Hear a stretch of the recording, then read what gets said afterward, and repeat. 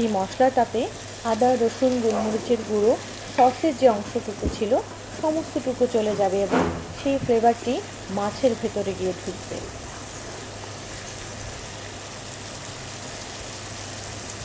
এরপরে একটু পেঁয়াজ দিয়ে দিচ্ছি।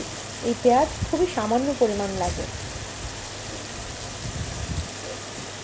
পেঁয়াজ নিয়েছি দুটোকে খুব পাতলা করে কুচি করেছি, কারণ যেহেতু আমি এটা মাঝামাঝি সময় দিয়েছি এই জন্য।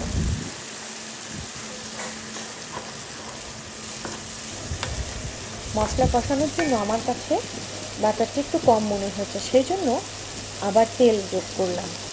সামান্য একটু তেল দিয়ে দিলাম।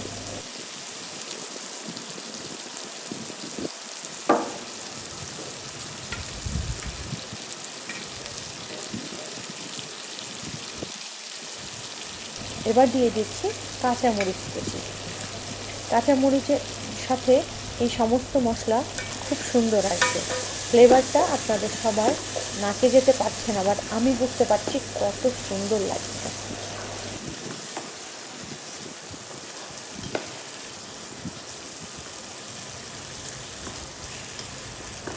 এটা হচ্ছে ম্যাগি চিকেন স্টক কিউব। এটা আপনারা সমস্ত সুপার মলে পাবেন, নর্মালি এখন সব জায়গাতেই পাওয়া যায়। এই রান্নাটি স্টক তৈরি করব। আমি কিন্তু রান্নায় কোনো লবণ দিইনি, যেহেতু 3 ধরনের আমি সস ব্যবহার করছি, স্টক ব্যবহার করছি, এইগুলোতে সবখানেই লবণ দেওয়া থাকে, তাই আলাদা কোনো লবণ লাগছে না। আমি কিউব দিচ্ছি দুটো, এখন একটা দিয়েছি, তারপর আরেকটা দিলাম। এরপর যোগ করব পানি। পানিটা আমি দিয়ে দেব পরিমাণ মতো। এখানে আমি জগে করে পানি এজন্যই নিয়েছি, অনেক বেশি পরিমাণ পানি লাগে স্টকটি তৈরি করতে। স্টকটি যখন সম্পূর্ণরূপে বলক আসবে তখন আমি ভেজে রাখা মাছটি এর মাঝে ছেড়ে দেব। আমি যেহেতু স্টক রেডি করব, এখন ঢাকনা দিয়ে দিলাম।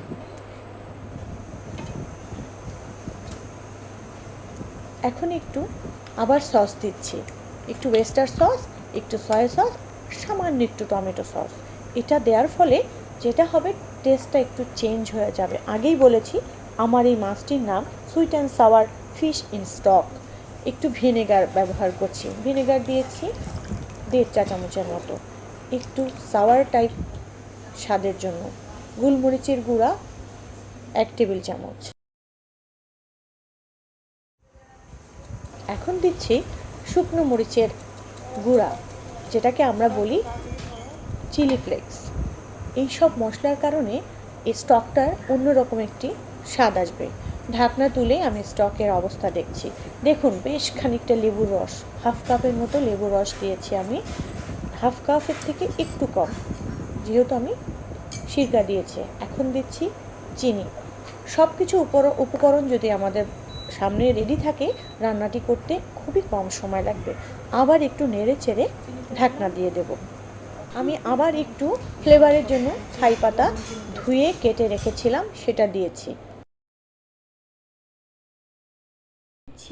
ভেজে রাখা মাছ স্টকের মধ্যে মাছটা দেওয়ার পরে মাছের উপরে এবং নিচে যেন ঠিক ভালোভাবে এবং ভেতরে ভালোভাবে স্টকটা ঢুকে যায়, সেভাবে আস্তে আস্তে করে নেড়ে দিচ্ছি এবং এরপরে দিয়ে দিচ্ছি কালো গোলমরিচের গুঁড়ো।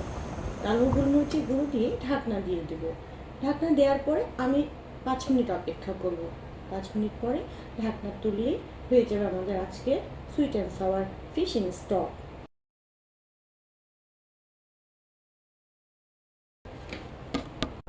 আজকের এই অন্যরকম ভিন্ন স্বাদের এই রান্নাটি যদি আপনাদের ভালো লাগে, তাহলে অবশ্যই আমার চ্যানেল সাবস্ক্রাইব করবেন, আমার পাশে থাকবেন। ধন্যবাদ।